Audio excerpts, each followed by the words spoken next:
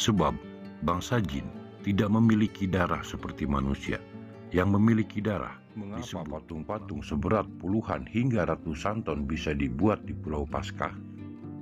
Yang secara teknologi dan hitungan sulit dibayangkan. Dari jejak-jejak peninggalan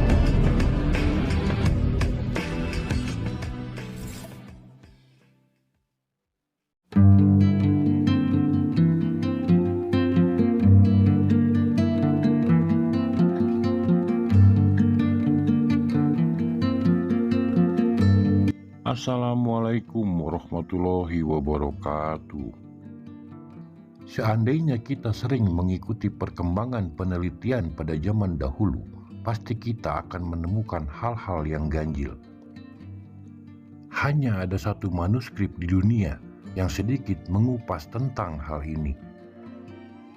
Manuskrip ini sekarang tersimpan di sebuah chapel di Swedia. Bangsa Nisnas adalah bangsa yang besar yang musnah jauh sebelum Nabi Adam. Bangsa Nisnas dipercaya hidup di utara bumi dekat dengan kutub utara. Salah satu kota tempat terdapatnya peninggalan bangsa Nisnas ini adalah Spetsbergen. Di kota inilah terdapatnya peninggalan dari bangsa yang telah musnah ini. Seperti lukisan-lukisan manusia bersayap ataupun makhluk-makhluk setengah hewan. Ketika Tuhanmu berfirman kepada malaikat, "Aku hendak menjadikan khalifah di bumi," para malaikat pun mengajukan pertanyaan, "Apakah engkau hendak menjadikan orang yang merusak dan menumpahkan darah di sana, sedangkan kami bertasbih dan memuji namamu?" Di sini diisyaratkan sudah ada orang yang merusak dan menumpahkan darah. Dalam buku Para Penghuni Bumi Sebelum Manusia, ditulis oleh Mukti Ali, seorang ahli manuskrip kuno, memberi jawaban siapa yang dimaksud. Buku tersebut bukan buku fiksi, juga tidak dapat disebut buku ilmiah yang standar. Di dalamnya menceritakan kisah-kisah makhluk tidak kasat mata, namun tidak dilengkapi referensi yang lengkap dan memadai. Pada halaman 75, tentang makhluk yang menghuni bumi sebelum manusia, hal itu sebagaimana digambarkan dalam surat Al-Hijj ayat 27, "Dan kami telah menciptakan jin sebelum Adam dari api yang sangat panas." Diperkuat dengan keterangan Ibnu Abbas, telah Allah menciptakan langit dan bumi dengan segala sifatnya, gunung-gunung telah ditancapkan, angin telah dilepaskan, di bumi telah ada binatang-binatang liar dan bermacam-macam burung. Maka buah-buahan mengering dan jatuh ke bumi. Lalu di bumi tumbuh rerumputan yang satu sama lain saling tumpang tindih. Pada saat itu, bumi mengadukan masalah tersebut kepada Tuhannya. Atas pengaduan itu, Allah menciptakan umat yang beraneka ragam dan berlainan jenis yang disebut jin. Ya, bangsa jin adalah penghuni bumi sebelum manusia. Namun, tidak hanya bangsa jin. Buku ini mengisahkan 4 jenis makhluk penghuni bumi sebelum manusia. Mereka adalah jin, bin, jan, dan iblis. Keempat jenis makhluk ini secara berurutan menggantikan yang sebelumnya. Iblis adalah jenis terakhir dari bangsa jin. Proses pergantian ini dikarenakan mereka berperang satu sama lain dan merusak bumi. Puncaknya, iblis menjadi raja langit dan raja bumi, menghancurkan makhluk-makhluk dari jenis lain yang gemar berperang dan menumpahkan darah. Kisah yang cukup populer di kalangan ulama. Diriwayatkan dari Ishak, Juadir, dan Utsman. Allah Subhanahu wa Ta'ala menciptakan jin dan memerintahkan mereka untuk membangun peradaban di bumi. Mereka dulu rajin beribadah kepada Sang Pencipta sampai waktu yang sangat lama. Lalu kemudian mereka berkhianat pada Sang Pencipta sampai terjadi pertumpahan darah. Di antara mereka ada seorang malaikat yang bernama Yusuf, namun para jin kemudian membunuhnya. Lalu Sang Pencipta murka dan mengutus sekelompok tentara dari barisan malaikat yang tinggal di langit dunia. Di antara mereka ada jin yang ikut berperang yang disebut iblis. Malaikat tersebut berjumlah 4.000. Lalu mereka turun ke bumi dan memusnahkan bangsa jin di muka bumi, sampai mengusir mereka dari daratan ke samudra. Kemudian, malaikat yang memerangi jin tadi termasuk jin iblis diam di bumi.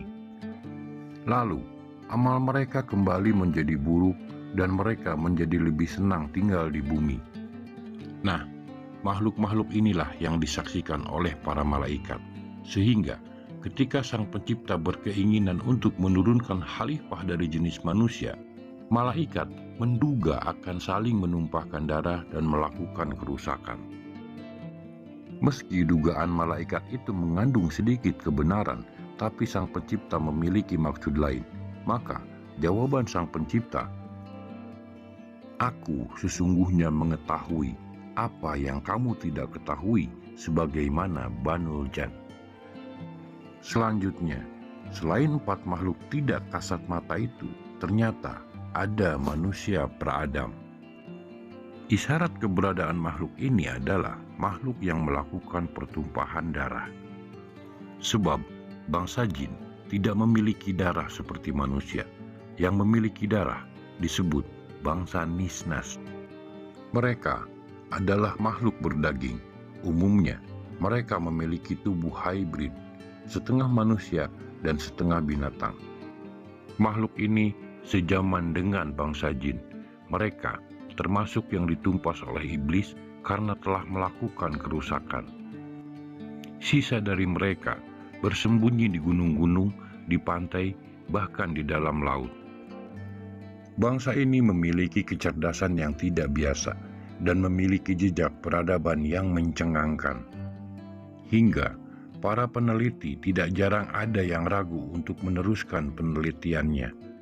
Sebab bukti-bukti ukiran di dinding goa maupun artefak-artefak terlampau sulit untuk difikirkan secara logis.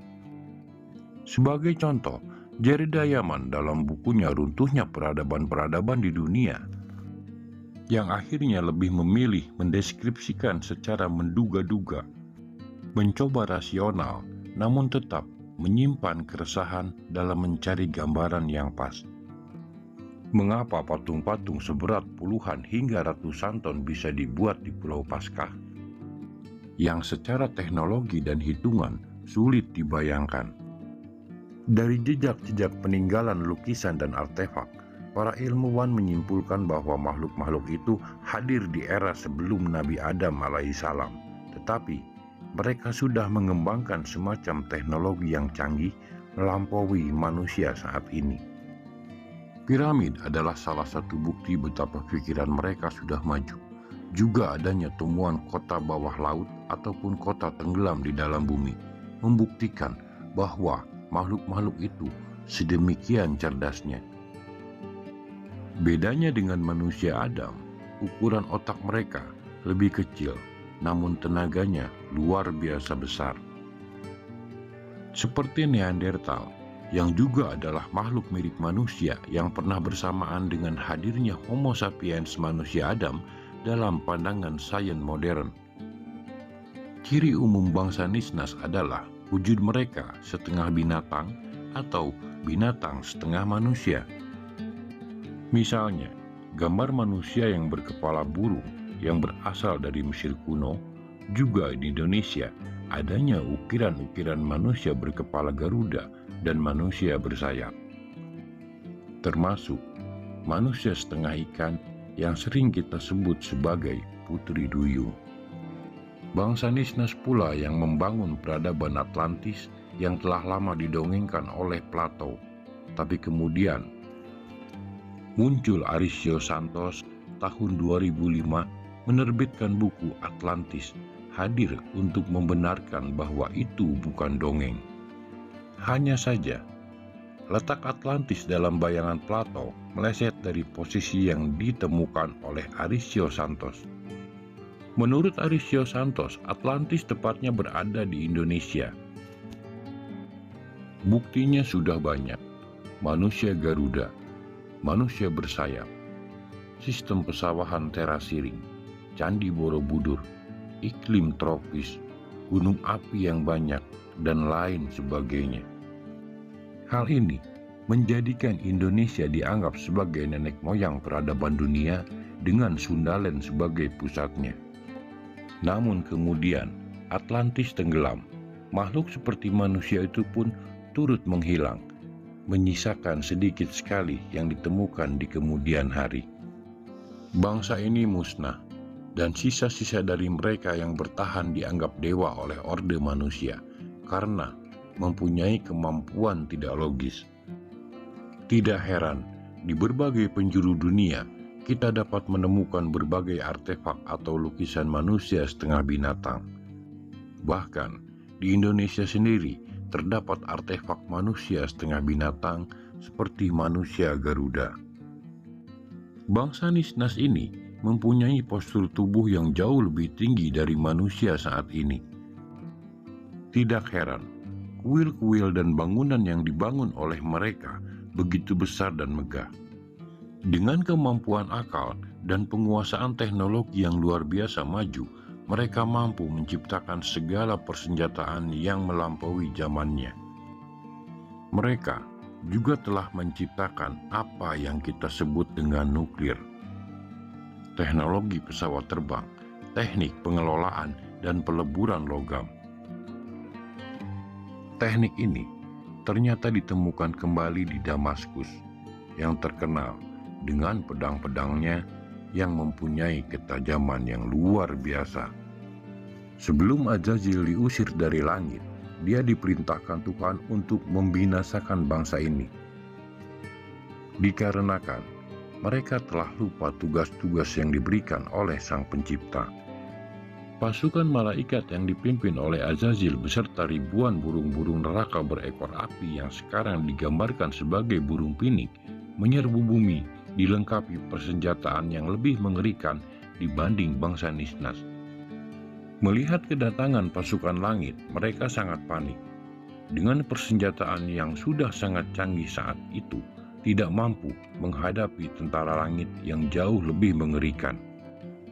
Sebagian ada yang dapat bertahan dan melarikan diri dari serangan tersebut. Dan mereka menyebar untuk membentuk koloni dan membangun peradaban mereka kembali. Sebagian dari mereka yang berwujud manusia setengah ikan melarikan diri ke palung laut yang paling dalam. Mereka inilah yang sering kita sebut dengan Putri Duyung atau Putra Duyung. Mereka membangun kembali peradaban mereka di bawah laut dengan kota-kota yang tidak kalah canggih dengan kota-kota mereka yang sebelumnya telah hancur. Sedangkan sebagian dari mereka yang bertubuh manusia setengah binatang dan mereka yang mempunyai bentuk seperti manusia tetapi mempunyai sayap, saling membantu untuk membangun peradaban di planet lain maupun di dimensi lain. Kota-kota yang sebelumnya dibangun megah, beberapa sempat diamankan dari kehancuran. Kota-kota itu disembunyikan di dimensi lain, seperti misalnya saat ini dikenal sebagai peradaban Lemuria. Sebenarnya sudah pernah ditemukan dan sudah beberapa kali ekspedisi untuk meneliti artefak-artefak peninggalan bangsa ini. Reruntuhan pernah ditemukan oleh beberapa peneliti dari Swedia dan Norwegia. Namun, semakin mereka tahu, semakin mereka bingung, dan akhirnya mereka ragu untuk meneruskan penelitian dan riset mereka. Terlalu banyak hal-hal yang berbenturan dengan keyakinan, karena semua yang mereka teliti dapat mengacaukan semua keyakinan dan teori-teori yang ada. Oleh karena itu, mereka berpendapat lebih baik hal tersebut dibiarkan menjadi rahasia hingga waktu yang akan menjawabnya. Wassalamualaikum warahmatullahi wabarakatuh.